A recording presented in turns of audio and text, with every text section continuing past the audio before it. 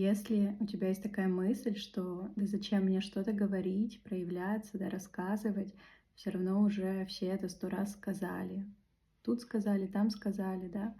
Но мне помогла такая мысль, я недавно ее для себя придумала, что окей, да, кто-то это уже сказал, но в моем мире, да, каждый живет в своем уникальном мире.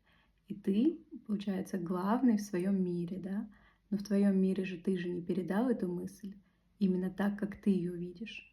То есть есть какая-то истина, да, какая-то мысль, и каждый ее проводит через себя по-разному. Кто-то видит с этой стороны, кто-то с этой стороны.